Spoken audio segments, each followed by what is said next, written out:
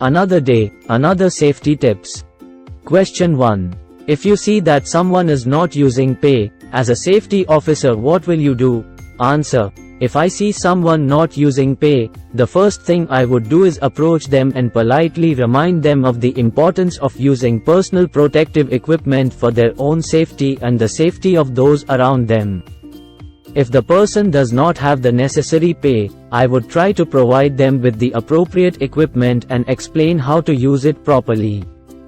If the person continues to refuse to use pay, or if the situation is more serious, I would escalate the issue to my supervisor or the appropriate authority.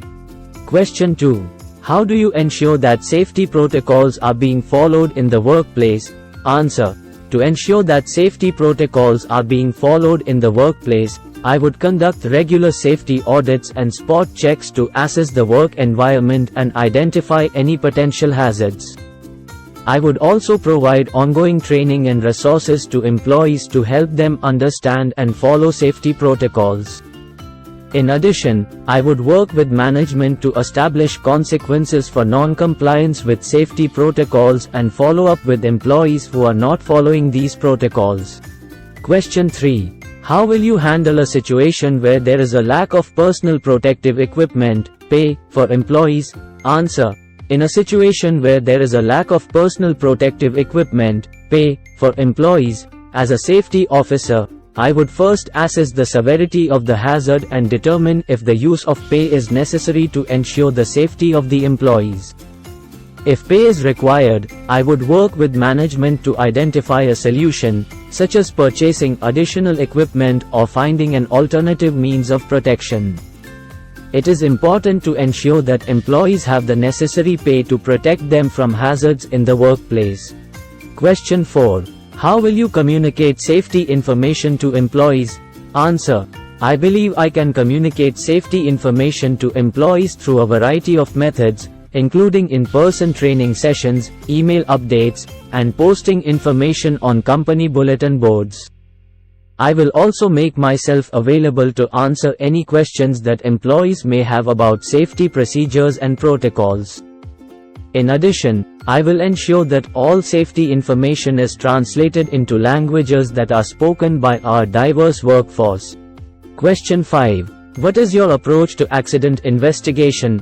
Answer. My approach to accident investigation involves conducting a thorough and unbiased investigation to determine the root cause of the accident and identify any contributing factors. I gather information from all relevant parties, including witnesses and the affected employee, and review relevant documents such as training records and maintenance logs. I use this information to develop recommendations for preventing similar accidents in the future. In my previous job, there was a workplace accident where an employee was injured while operating a forklift. I interviewed witnesses, reviewed the incident report, and examined the equipment involved to determine the root cause of the incident. Based on my findings, I recommended several changes to the warehouse layout and training procedures to prevent similar incidents from occurring in the future. Question 6. What is your experience with using firewatch personnel during hot work? Answer. In my previous roles, I have worked with management to develop protocols for using firewatch personnel and have provided training to these individuals on their duties and responsibilities. I have also worked with firewatch personnel to ensure that they are properly equipped and trained to detect and respond to any fires that may occur during hot work. It is important to have firewatch personnel in place to provide an extra layer of protection in the event of a fire during hot work. Question 7. How do you ensure that safety equipment is properly maintained and used? Answer. I would conduct regular inspections to ensure that it is in good working condition. I would also provide training to employees on how to properly use safety equipment and follow up to ensure that it is being used as intended. In addition, I would work with management to establish a system for tracking and replacing safety equipment as needed. Question 8. How will you handle a situation where there is a fire in the workplace? Answer. In a situation where there is a fire in the workplace, my first priority would be to ensure the safety and well-being of all employees. This may involve activating the fire alarm, evacuating the building, and providing first aid or medical assistance as needed. I would also work with management to conduct an investigation into the cause of the fire and develop recommendations for preventing similar incidents in the future. Question 9. How will you ensure that employees are protected from chemical hazards in the workplace? Answer. To ensure that employees are protected from chemical hazards in the workplace, I would conduct a thorough assessment of the work environment and the chemicals present to identify any potential hazards.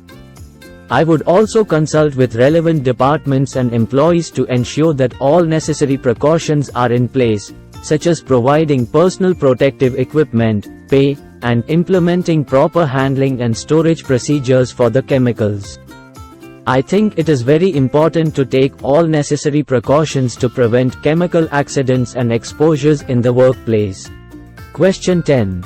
How will you handle a situation where there is a lack of emergency response preparedness? Answer. In a situation where there is a lack of emergency response preparedness, I would work with management and employees to develop and implement an emergency response plan. This may involve conducting drills and training sessions to ensure that everyone knows what to do in the event of an emergency. I believe it is important to have a well-prepared emergency response plan in place to ensure the safety of all employees in the event of an emergency. Thanks for watching.